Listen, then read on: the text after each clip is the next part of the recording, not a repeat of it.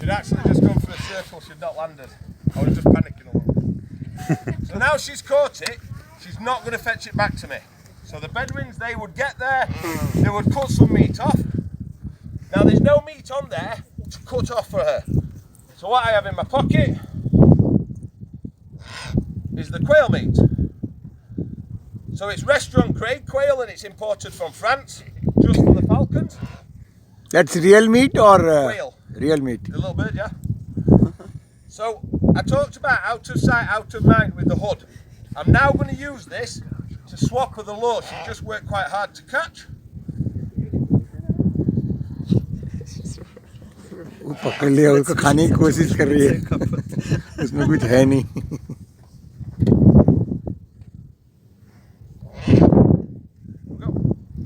So she forgets all about this now. This is no longer important to her. All she cares about is the meat in my hand. So now while she eats it, she's going to do two natural behaviours. So the first one she's doing with her wings and tail. This is called mantling. So what she's doing is she's actually hiding the food from you guys. So in the wild, falcons will steal food from each other. So if she caught something in the wild, she'd pull it to the side of a rock or a bush and she'd eat it like this.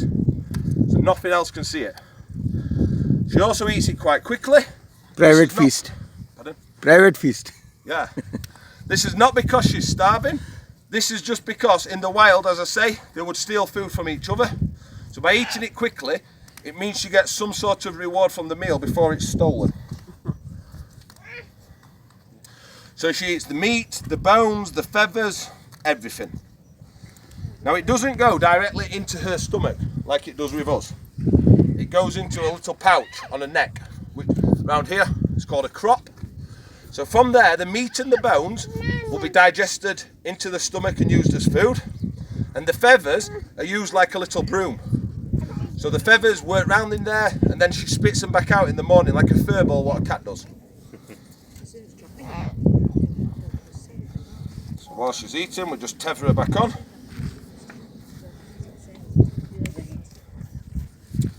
So as I say, it's quail meat what she's eating.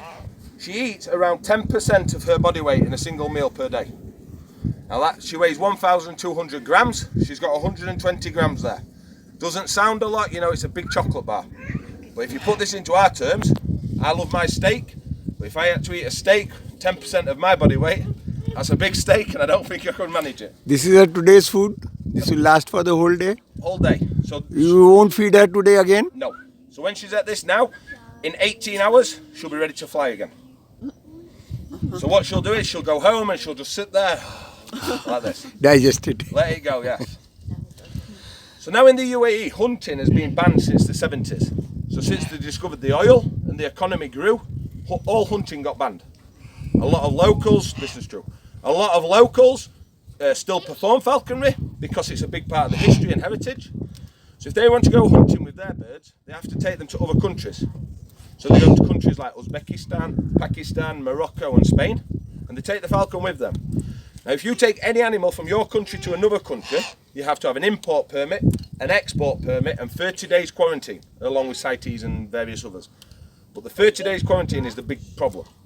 So you've just spent your a month getting your bird fit like this. It can't sit in a pen for 30 days. It's going to have a belly like mine by the time it comes out.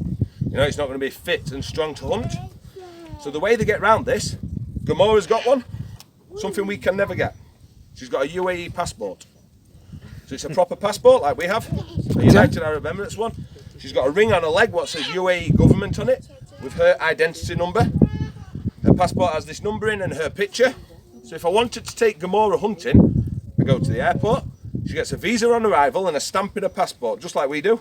And with the Gulf carriers such as Emirates and Etihad, I can buy myself a first class or business class seat. I can buy the seat next to me for Gamora in the cabin. The one of only two animals what can fly in the cabin of a plane.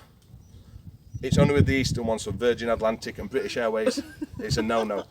But yeah, so you think about it, the most expensive falcon ever sold was 1.5 million US dollars. It was too big, she needed to fetch it. It came out with the food. It came out with the food, spit it and then too big. Again eating it. Yeah. So the meat you provided, that is with bones and feathers also? Everything. Everything. Yep. So the most expensive Falcon ever sold was 1.5 million US dollars. You know, an average Falcon out here costs a local around 60,000 to 100,000 US dollars per bird. Now we don't want to put laptops or iPads in the hold of a plane for fear of them getting damaged. So you imagine a bird or several birds worth this kind of money. That's why they get to travel in the cabin of the plane. There was a post a couple of years ago on Facebook. One of the neighbouring country's princes, he booked the full business class out for all his Falcons. They were sat in all the chairs. Yeah. My God. That's not Photoshop, that's true. The picture you don't see is the 20 Falconers sat in the cheapest seats at the back of the plane. But yeah, this is true. Some people ask what makes a Falcon valuable. In fact, she's finished her food. So now she's finished her food, you'll see she's quite happy to put the hood back on. Some people think this is quite cruel. How you done, girl? She's finished, she wants more food. Just checking the last few bits. We'll go. She doesn't fight it, she's quite happy to put it on. She won't fly with this hood on. No. So now she's fed, she's not interested. That's our relationship finished. So yeah, what makes a Falcon valuable? So the Gia Falcon is the most expensive Falcon you can buy. You get these from a brilliant white colour to a jet black colour and every single colour between. You get these in a golden colour. They're like these ones. And also, so the Which colour is the most expensive one? One of these type. This type. Yeah. So also here now they also do races. So they do time trial races with all different species and different falcons, male and female. So if a falcon wins a race, it's a bit like horse racing. If it wins a race, that falcon then becomes more valuable. Its babies then become valuable because the babies are of a winner. You know, so these are factors. They also pedigreed? Pardon? All children of the falcons, they are pedigreed? Peregrine. Like you have pedigree dogs with certificates? Yes. So bloodlines are also, yes. They are certified? Yes. You get paperwork. Yeah. So I talked about the relationship there between me and the bird. It is a food-based relationship. Now people sometimes think when you say this that the bird's starved into working for you. If the falcon doesn't have any energy, the metabolism is very high. If they don't have any energy, they'll just land on a sand dune and not fly. If the bird's too heavy, it's not interested in your food, so it won't come back to you. So the weight what the bird flies at is a weight between the two. We call this the flying weight. So the reason they come back to me is because they know that it's easier to come to me for the food than it is to go and chase a pigeon 5 kilometres across the desert. That's how the relationship works between me and my bird. I talked about the bedouins, doing the 5-week process, sitting around the campfire and everything like this. We have to also man our birds to us. So she trusts me, you know. She would eat the food on anybody's hand, but I put my hands in to tie the knots and things. She trusts that I'm not there to steal the food. If you guys were holding her, she'd happily eat on your hand, but you put your hand into there, she's going to bite you or grab you with her foot. So that's the trust relationship. Now to build this, we do a similar process. A falcon for the first 3 weeks, when we get a new falcon, comes and lives in our houses with us. So it sits on a perch, it watches Netflix with me, it watches me play Xbox, that eats its dinner while I eat my dinner. This is true as well, this is not one of my bad jokes, this is true. And they sit there and it's just seeing modern man do what we do. And it just associates me with being okay. And once this happens, then we can start the training process.